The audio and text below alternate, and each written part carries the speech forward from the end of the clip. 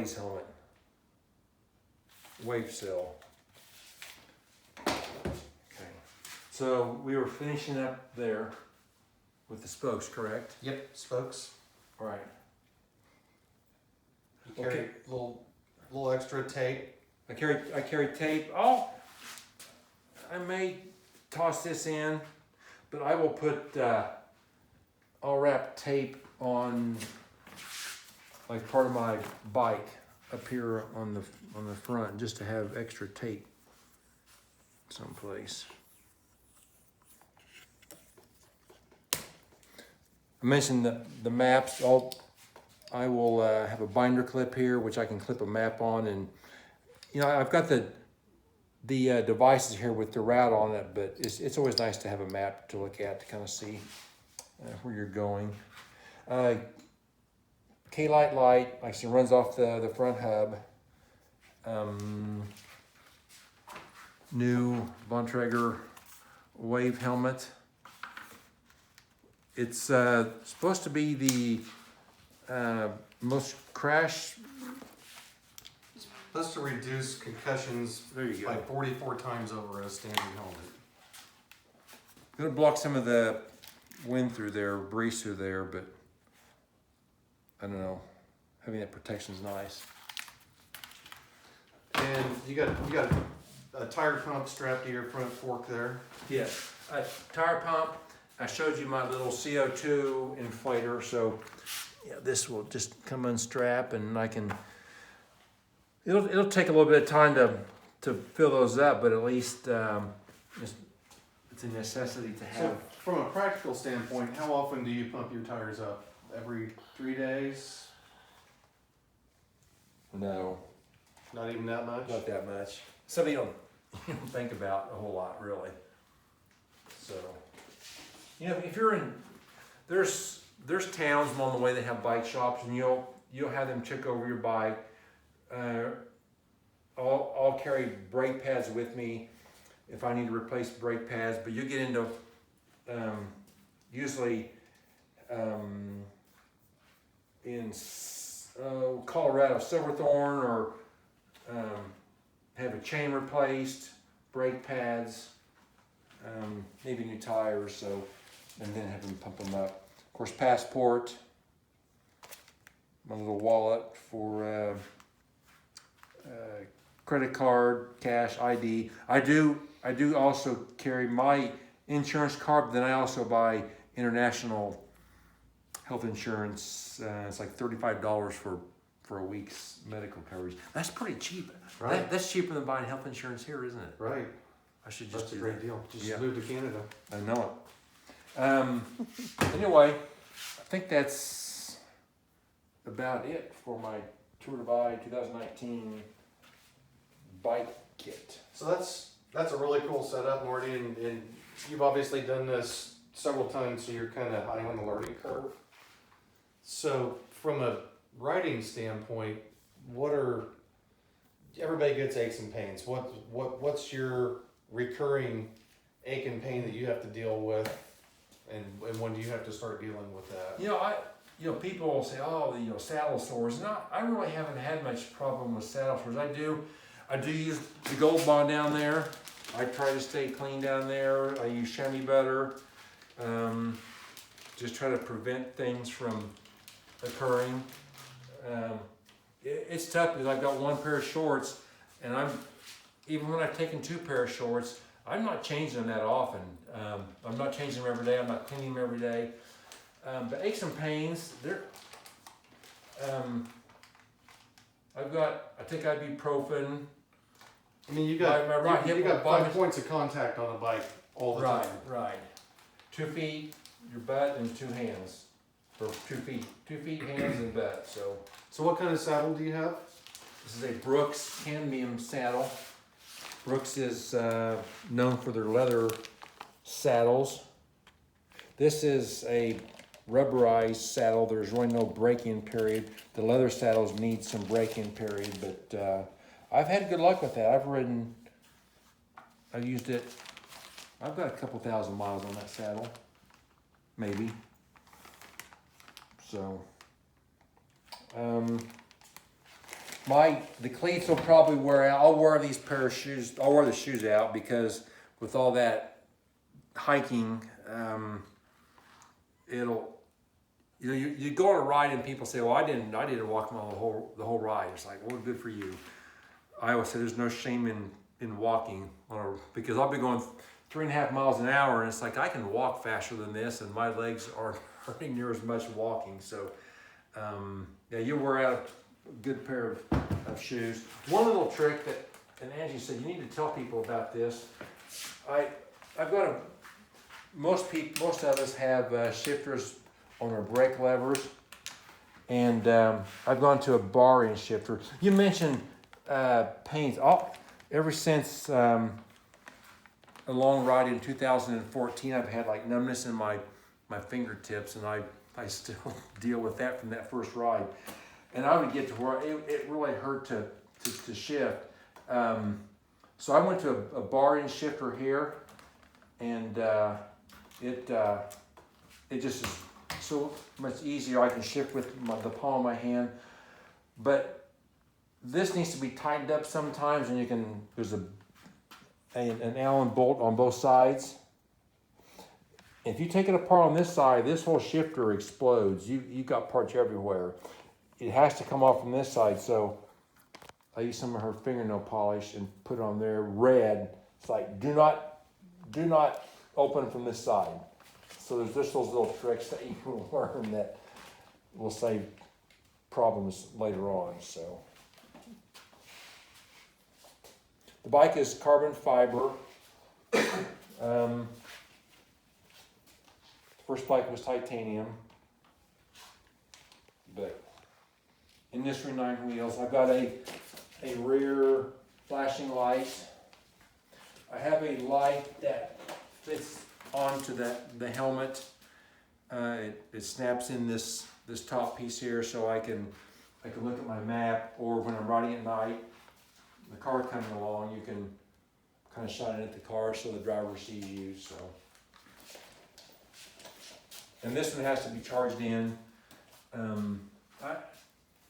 I like the battery, the AA batteries on the Garmin, just because I can always have batteries, always have power. Or if these devices that are USB powered or charged run out, well, then you're kind of out of luck until you can charge them up again. So I always have kind of a backup plan, I guess. So what's a typical day for you? What time do you get? What time do you wake up? What time do you get on the road? I haven't set my alarm. The days are long because we start the second Friday in June, which will be the 14th this year. So the days are long, and we're up in Canada. It doesn't, like it's 8:30 here. It'll be like this at 11 o'clock at night or 10:30 at night up there. So, and it gets light early. So I don't set an alarm, but I'll usually get up around 6 o'clock in the morning. It takes a half hour to kind of get things packed away, have something to eat, and get going. And so I'm on the road, say by 7 o'clock, which isn't real early, but I'll ride late into the night until, I don't know, 10, 11, until it's dark. So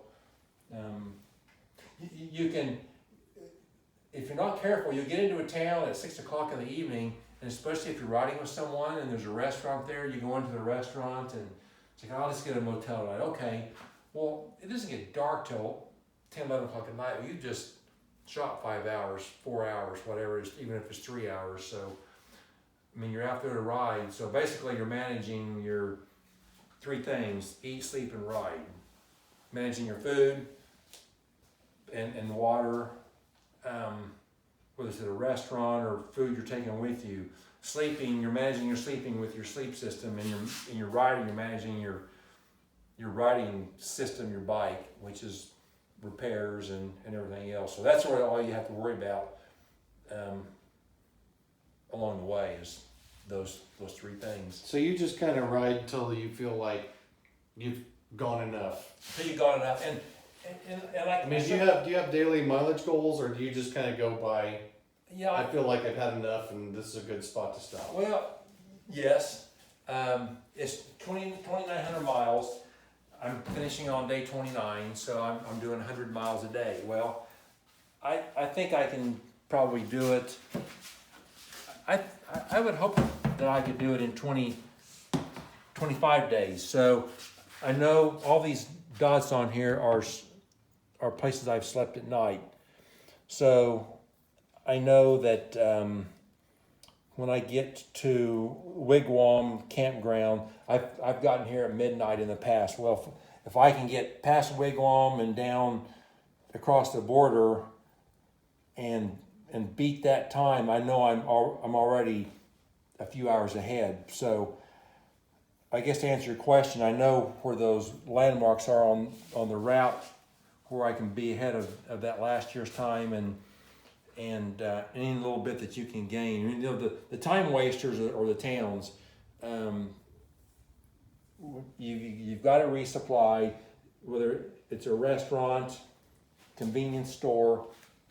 Grocery stores are terrible because you'll go in there and all of a sudden it's an hour later you're still walking around. Where if you can go in a convenience store, you're buying Fritos, you're buying honey buns, some Red Bull, some peanuts, some beef jerky,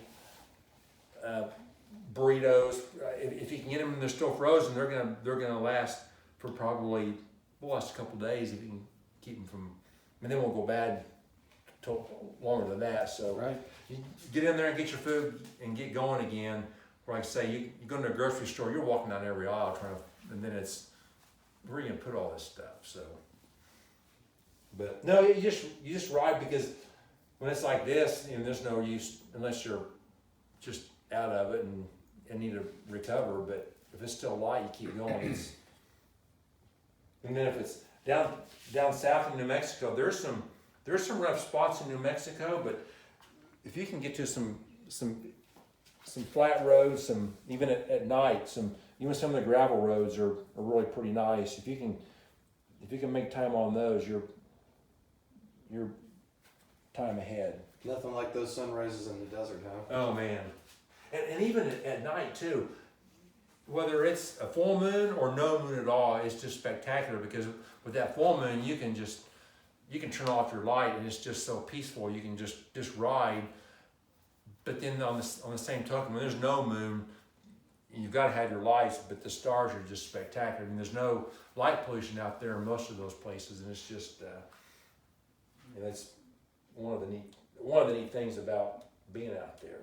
So there's a couple of infamous stretches on here I wanted to ask you about because you've done it. Starting right here, this is the Great Basin, right, and that's like 135 miles of just nothing but nothing. That you usually have a pretty good headwind. You know, I've been through there 3 times, and one time I had a nasty headwind. Yeah, it's from Pinedale, and really it's to almost the Colorado border. Yeah, it's every bit that distance. You cross I-80, and there's at Wamsutter, and there's a Love's store, big truck stop, open 24 hours. So there's a resupply there. There is one. The Diagonus well is up here so you can get water out there, but you've got to have water for I'd figure 100 miles, so for a whole day out there. And there's some hilly spots out there, but a lot of that too is pretty flat. There's a lot of oil exploration and gas, so the roads aren't too bad there for the most part. But yeah, it's flat and wide open and. Okay, then you've got. Well, you can talk about Cocoa Claims. Yeah, there was a bridge out or something here, and in 17, this is we crossed right above Elkford. We cross over this mountain pass, and it takes about 4 hours to cross over there. And I remember 2 years ago, Bobby Smith and I, we'd camped out before we got to the Cocoa Claims, and we crossed over there. And I don't know if Bobby didn't have his GPS or his odometer going or not, but he goes, "How far have we gone today?" And it was 3 p.m, and we'd gone 17 miles. So you're saying, how far do you want to go every day? Well, you want to go 100 miles a day. And it's like, we've gone 17 miles in a stream in the afternoon. But you're pushing your bike up a Oh, stream bed for how many miles? I don't know, it's 6-7 miles, something like that, and they're boulders the size of baby heads, and it's. And then there's the wall, which I remember the first year it was like, oh, the wall is this epic. It's down almost to the border, and it's almost straight up, and you heard about the wall and you did it. Oh man, that's so, it's kind of an epic part of the Tour Divide. But then after Coco Claims, in 17 we did the wall. It's like the wall was nothing, compared to what Coco Claims was. But and then the other infamous part you get down here in New Mexico is monsoons and mud. Monsoons and mud, and that's the thing. I'm 29 days. For the finishers, they'll finish in 2 weeks, and you get to late June, early July, you're gonna get mud down in southern Colorado, or you could southern Colorado and northern New Mexico and deal with that. And there's some rough spots going into Cuba, New Mexico, washouts and it's some of it's downhill, but it's just. Billy Rice said the miles in New Mexico are longer and slower than any other mile on the route. And then I guess the last infamous spot, you get here to Silver City and you just put your head down and finish, right? Well, yeah, there's a spot going into Silver City that's part of the Continental Divide Trail, which is loosely the same trail, but it's single track and it's a hiking trail, and they take us about 10 miles on there, and it's a real pretty part, but I'm not a mountain biker. It's not treacherous, but it's just slow going.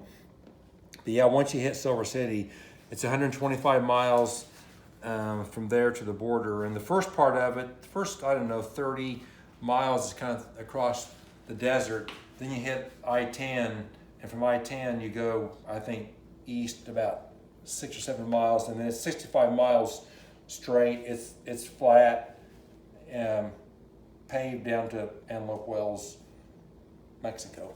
Tactics come in there, eh? Oh yeah. Sometimes you're riding with people, And sometimes you get dropped. and sometimes you drop them. Oh yeah, I've done both. Yeah, Philip Burr beat me the first time, and yeah, the two gals I was riding with, they wanted to all share a room in Silver City. It's like, I'm gonna keep going because my buddy Bill was gonna pick me up, and I knew it was 125 miles. Well, I rode 20 miles that night, and then I get up the next morning and I texted Kristen or called Kristen, and it's like, where are the girls at? Oh, they're like 8 miles behind you. It's like, really? They're gonna catch me. And it's like, they're not gonna catch me. That kept me motivated. I was into that truck stop. It was like a NASCAR pit stop. I was in and out of there, but I knew they were gonna stop there too. But because this is a race. This is a race, exactly. This isn't a tour. This is a race. This is a race. But and it's all fun. But anyway. Well, Marty, this has been very cool. There's a whole lot of people want to see what a veteran like you does to prepare his gear and his bike and himself for a race like this. So thanks for taking your time. I know you're busy trying to get out of here and get to Canada. Well, like I said, I've done this before, and I was not stressing, but it's like messing with this front part here today. I wanted to strap that Sea to Summit bag on there, but it's like, I'm just going to put that cradle back on there. It's fast, and it'll weigh a little bit more. But yeah, you always, I don't know, second guess, but you've done these things in the past and try to figure out the best way to do it. I got my Wichita flag right here. Take a little bit of Wichita with me. And I do a one by. Some people have like 2 sprockets up here. I think Josh has 3.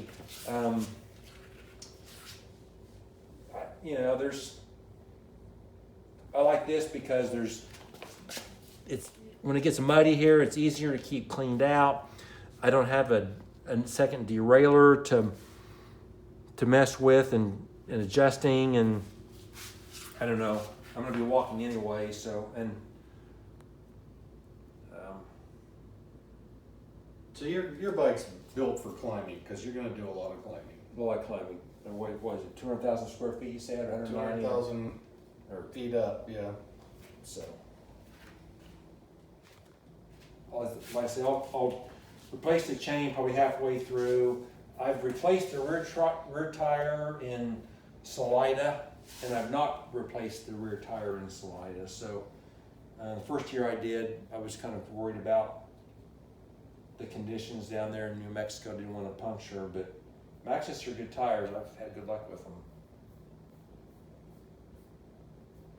Well, Morty, good luck. Thank you. We'll be watching your dot. I'll see you in Del Norte. I'll You see come you in bring Del- the whole crew some beer. I will not offer any assistance to you that I don't offer to everybody who's at the bike hostel in All right. Del Norte. All right, look forward to it. Don't want to turn your dot white.